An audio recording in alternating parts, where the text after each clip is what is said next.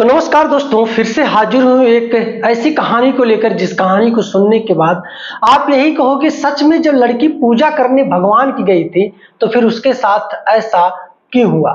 जी हाँ मेरे दोस्तों, ये मामला बिहार के जमुई डिस्ट्रिक्ट के एक गांव की है। मधु नाम की एक लड़की होती है। घर में दो बड़े भाई होते हैं, दोनों बाहर पैसा कमाने के लिए, घर की रोजी रोजगार चलाने के लिए दोनों भाई बाहर ही रहते थे। घर पे माता पिता और मधु बस यही रहते थे। मधु इंटरमीडिएट की छात्रा थी। इंटरमीडिएट का परीक्षा आता है, परीक्षा देती है। जब इसका रिजल्ट आता है तो क्या पता चलता है कि मधु फेल हो गई है। अब ये अपने कई सहेलियों के पास जा जाकर रोती थी, गाती थी, मैं नहीं पढ़ूंगी, मेरा दिल टूट गया है, ऐसा वैसा। तो इसकी कुछ सहेलियों ने कहा तू बेकार है, तूने कभी भगवान को पूजा किया है? सिर्फ पढ़ने से कुछ नहीं होता, पूजा पाठ भी करना होता है, भगवान को जल चढ़ाना होता है, श्रद्धा रखना पड़ता है, विश्वास रखना पड़ता है, तो ही कुछ बदल पाता है। देख हम लोग बहुत विश्वास करते हैं, बहुत श्रद्धा है। इस तरीके की बातों को उसकी सहेलियों ने मधु से कहा कि मधु का भी दिमाग अब डाइवर्ट हो गया। उसको भी ये लगने लगा सच में सिर्फ पढ़ने से नहीं कुछ होगा, इसको पूजा पाठ करने की भी जरूरत है, जो कि ये करती ही नहीं थी।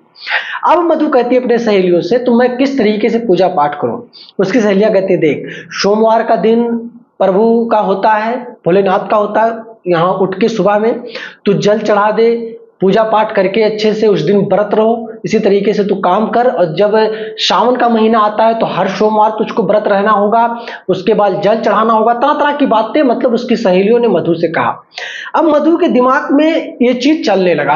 अब ये जो भी सोमवार पड़ता था उस सोमवार को सुबह उठ जाती थी, पूजा पाठ करती थी और व्रत भी रहती थी। धीरे धीरे करके इसी तरीके से आता है कांवड़ का महीना, जो कांवड़िया कांवड़ लेके जाते हैं, यानी कि सावन का महीना। अब इसकी दो तीन सहेलियां तैयार हो जाती हैं, कहती है मैं भी कांवड़ लेके जा रही हूँ, चलेगी? हम तीन चार लोग हैं। मधु कहती है नहीं नहीं, मेरे भैया सुनेंगे तो बहुत डांटेंगे, बहुत बोलेंगे। अब मधु की सहेलियां कहती हैं बेकार है, तेरे भैया कोई तू ऑर्केस्ट्रा देखने थोड़ी जा रही है, नाच करने थोड़ी जा रही है, पूजा करने जा रही है बेवकूफ, चल मेरे साथ, हम लोग हैं ना, चार पांच लोग हैं, किसी किसी की चाची जा रही है, किसी की भाभी भी जा रही है, चल कोई दिक्कत नहीं होगा। अब ये सारी बात जब मधु अपने सहेलियों की जुबान से सुनती है तो वो बात आके अपने माता पिता से कहती है कि पिताजी माताजी मेरी कुछ सहेलियां जा रही हैं कांवड़ लेके, मैं भी चली जाऊं क्या साथ में?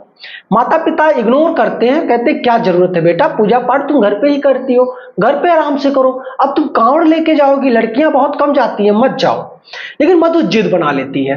अब इसकी माँ मधु की जिद को देखते हुए इसके बड़े भाई के पास बाहर फोन करती है। इसका बड़ा भाई भी मधु को मनाने की कोशिश करता है, लेकिन जब मधु के दिमाग में वो चीज चलने लगा तो मधु कहाँ मानने वाली थी। हालांकि मधु की चीजों को देखकर, इसकी जिद को देखकर इसके बड़े भाई ने हाँ भर दी कि ठीक है जाओ, और ज्यादा इधर उधर गपशप मत करना, चुपचाप जाना, चुपचाप आराम से घर चली आना। अब मधु जो अपने भाई की अप्रूवल ले लेती है, अपने माता पिता से अप्रूवल ले लेती है, तो बड़ी खुश हो जाती है। दौड़ी भागी अपने सहेलियों के पास आती है और कहती है बता क्या क्या लेके जाना है, मैं भी चलूंगी, मेरे भी भैया मान गए हैं, मेरे भी माता पिता मान गए हैं। ये बात कहते हैं उसकी सहेलियों ने उसको चीजों के बारे में बताया, ये कपड़ा ले ले, ये चीज ले ले, ये चीज, ये वस्त्र ऐसा लगेगा। अब मधु उसकी सहेलियां साइकिल उठाती हैं और चौराहे पे जाती हैं। वहां से जो कांवड़ में यूज होने वाली कपड़े होते हैं, डब्बे होते हैं, चीज होती हैं, चौराहे से वो लोग खरीद कर लाते हैं। शाम को पूरी तैयारियां होती हैं और दूसरे दिन सुबह के 9 या 8 बज रहे थे, अपनी सहेलियों के साथ तकरीबन 7-8 लोगों का टीम पूरा गोल होता है, ये लोग निकल जाते हैं।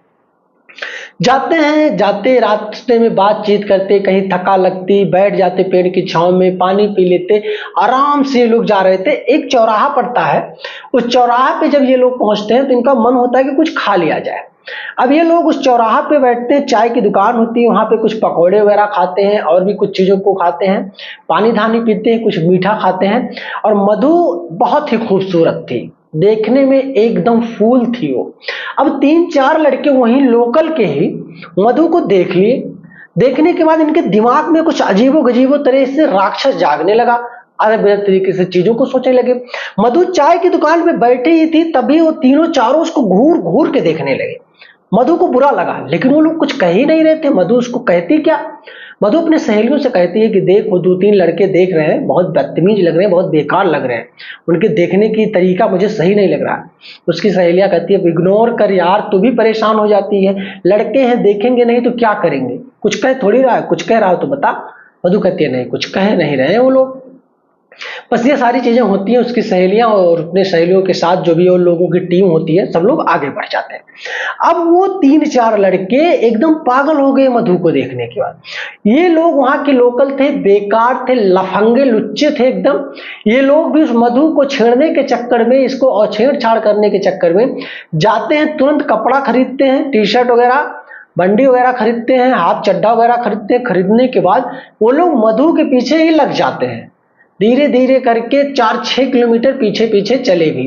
मधु को एहसास हो रहा था, मधु ने कहा भी इस चीज को अपने सहेलियों से, मुझे लगता है कि जो चाय की दुकान पे लड़के मुझे घूर रहे थे, देख रहे थे, उन्हीं में से 3-4 लड़के मुझे लग रहे हैं। उसकी सहेलियों ने कहा, तेरे तो दिमाग में वो लड़के छा गए हैं, पागल है, कैसे ऐसे हो सकता है? वो लड़के कहाँ सादा ड्रेस में थे, ये लड़के तो अभी देख आ रहे हैं, कपड़े पहने बोल बम लेके जा रहे हैं, तू कह रही है कि वही लड़के हैं? तेरे दिमाग में हैवान जग गया है, शैतान है तेरे दिमाग के अंदर, उसको निकाल के फेंक, तू पूजा कर दी जा रही है। उसकी सहेलियां तरह तरह की बातें इसी तरीके से कहती है, मधु भी डाइवर्ट हो जाती है। अब धीरे धीरे करके ये लोग चलते रहते हैं, चलते रहते हैं। शाम को करीब 6:30 बज गया। ये लोग अपने उस जगह पे पहुंचने ही वाले थे कि इसी बीच ये लोग एक थक हार के एक जगह बैठते हैं, वहां पानी धानी पीते हैं। वो 3 लड़के भी वहां पे रहते हैं, बातचीत होने लगती है, मधु से कुछ कहा सुनी भी करने लगते हैं। लोग बातचीत करते करते चीजों को इस तरीके से लोग उलझा देते हैं कि मामला बातों बातों में एक झगड़े का रूप ले लेता है। अब मधु झगड़ा नहीं करना चाहती थी, क्योंकि उसकी सहेलियां उसको समझा रही थी कि देख, झगड़ा करेगी, पागल है तू, पूजा करने आई है, तू अजीब इंसान है, तुझको आना ही नहीं चाहिए था, हम लोग पछता रहे हैं तुझको ला करके। मधु भी झल्ला जाती है अपनी सहेलियों की बात मान करके, भाग जाओ तुम लोग, अगर तुम लोग मुझको लाकर पछता रही हो, चली जाओ, मुझे जरूरत नहीं किसी को, लेकिन इन लोगों को मैं छोड़ूंगी नहीं, सबक सिखा के छोड़ूंगी। ये सारी बातें होती हैं। वो लड़के छेड़छाड़ तक करने पे उतारू हो जाते हैं। धीरे धीरे कांवड़ वालों की भीड़ इकट्ठा होती है, लेकिन वो लड़के मामले को डाइवर्ट कर रहे थे। धीरे धीरे करके मधु को आ गया बहुत गुस्सा। उसमें से एक लड़के का तो बाल पकड़ लेती है, थोड़ा छोटा था, उसकी उम्र यही कोई 20-21 साल रही होगी। उसका बाल पकड़ लेती है, कपड़े वगैरह पकड़ लेती है और उसको मारने लगती है, नोचने लगती है। तब तक और लड़के डर जाते हैं कि भैया और बोल बम वाले और कांवड़ वाले इकट्ठा होंगे तो हम लोगों को मारेंगे पीटेंगे। हु हा हो रहा था। तब तक कुछ कांस्टेबल थे, लेडीज पुलिस थी, ये लोग दौड़ के आती हैं और मधु को पकड़ती हैं, बीच बचाव करती हैं, समझाने की और समझने की कोशिश करती हैं कि असल में मुद्दा हुआ क्यों था। एक लड़की आखिर क्यों एक लड़के को पकड़कर मारने लगी, पीटने लगी, आखिर क्या वजह था। मधु ने पूरी बात को बताया, चाय की दुकान से शुरू होकर के जो अब तक की घटना घटित हो रही थी मधु के साथ, मधु जो फील कर रही थी, वो सारी चीजें पुलिस वालों से बताती है। पुलिस वाले कहते हैं ठीक है, कोई बात नहीं, ऐसी चीजें हो जाती है, इग्नोर करो, अगर कुछ और कहा हो तो बताओ। मधु कहती है मैं कुछ नहीं जानती, बदतमीजी कर रहा था। हालांकि पुलिस वाले भी उस लड़के को समझाते बुझाते हैं। अगर वो लोग नॉर्मल ड्रेस में होते तो शायद पुलिस वाले मारते पीटते भी, लेकिन वो लोग बोल बम की ड्रेस में थे, इसलिए पुलिस वाले अपना हाथ छोड़ना नहीं चाहते थे, सिर्फ समझाना बुझाना ही चाहते थे। और समझा बुझाकर मधु को भी उसकी सहेलियों के साथ भेज दिए और इधर लड़कों को भी अच्छे से समझाए बुझाए उसके बाद भेज दिए। ये लोग धीरे धीरे जाते हैं, रात में तकरीबन 9:45 हो जाता है और जिस जगह से इन लोगों को जल उठाना था उस जगह पे भी ये लोग पहुंच जाते हैं। अब वहां पे फिर से वो लड़के इतना आवेश में थे, इतना द्वेष में थे कि मधु के ऊपर फिर से ये लोग वार करते हैं, मधु का हाथ पकड़ने लगते हैं, छीनातानी करने लगते हैं। वहां पे भी भीड़ इकट्ठा हुई, वो लड़के छेड़छाड़ के वहां से निकल गए भीड़ का फायदा उठा करके, लेकिन कोई उनको पकड़ नहीं पाया। इस बार फिर मधु अपनी सहेलियों से यही बात कर रही थी कि अब भी वो लड़के बाज नहीं आ रहे थे, इतना बेकार लड़के हैं, आज के समय में ऐसे भी लुच्चे लफंगे लड़के होते हैं क्या।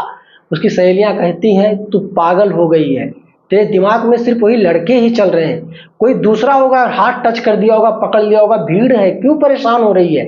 अब तुझको नहीं लाऊंगी मैं कभी भी, हम लोग नहीं लाएंगे, तू जब भी आएगी भाई बवाल ही कराएगी। मधु भी गुस्सा हो जाती है, अपने सहेलियों से कहती हाथ जोड़ती हूँ, मुझे भी नहीं आना तुम लोगों के साथ, तुम लोग मेरी बातों को समझ ही नहीं रहे हो, मुझे कोई मार डालेगा तब समझोगी।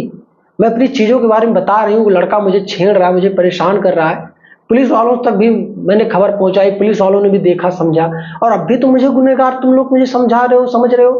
अब ये सारी बातचीत मधु अपने सहेलियों से करती है और करने के बाद कहती है ठीक है अब मैं दोबारा नहीं आऊंगी। यही सारी बातचीत होती है। मधु घर पे आती है दूसरे दिन जल वगैरह चढ़ा करके शाम तक, और आके अपने सहेलियों से उसी दिन से बातचीत करना बंद कर देती है और अपने माता पिता से उन लड़कों के बारे में बताती है। उसके माता पिता कहते हैं देख बेटा, जरूरी नहीं है कि करोड़ों लोग जा रहे हैं तो सारे के सारे लोग अच्छे ही दिल के हों, कुछ बुरे दिल के भी लोग वहां पे जाते हैं, तो ऐसे लोगों को इग्नोर करना चाहिए, उनसे उलझना नहीं चाहिए। तो एक बच्ची है और बच्चियों को किसी लड़कों से, बेकार लड़कों से, बदतमीज लड़कों से उलझना नहीं चाहिए। मधु ने अपने माँ बाप की बातों को माना, कहा माँ मैं कान पकड़ती हूँ, मैं नहीं जाऊंगी, मुझे भगवान का पूजा पाठ करना होगा, मैं घर पे ही कर लूंगी, व्रत रह लूंगी, सब कुछ कर लूंगी, लेकिन मैं नहीं जाऊंगी क्योंकि लुच्चे लफंगे कुछ ज्यादा ही जाने लगे हैं। ये सारी बात करने के बाद मधु चुपचाप अपने भाइयों से बात करती है, उसके बाद अपना जीवन, अपना रूटीन चालू कर लेती है। दोस्तों ऐसी बहुत सारी घटनाएं होती हैं। आज के समय में हम देख रहे हैं काफी ज्यादा संख्या में महिलाएं भी जाने लगी हैं बोलबम में। मैं ये नहीं कहता सारे कंवरिया गलत हैं, सारे लोग गलत हैं, लेकिन कुछ लोग इतने नशेड़ी होते हैं, इतने बेकार होते हैं, कुछ लोग दंगा करने के पर्पज से जाते हैं, माहौल बिगाड़ने के पर्पज से जाते हैं। आस्था का जो प्रेम प्रतीक है, जो आस्था है, इसे आस्था को लेकर बहुत कम लोग जाते हैं, लेकिन उजड्डई करने, नशा करने के चक्कर में काफी लोग जाते हैं। दोस्त अगर इस बात से सहमत हो तो वीडियो पे लाइक करना, चैनल पे नए हो दोस्त तो सब्सक्राइब करना, और मधु के लिए 2 शब्द कमेंट बॉक्स में कमेंट जरूर करना। मिलूंगा जल्दी। जय हिंद।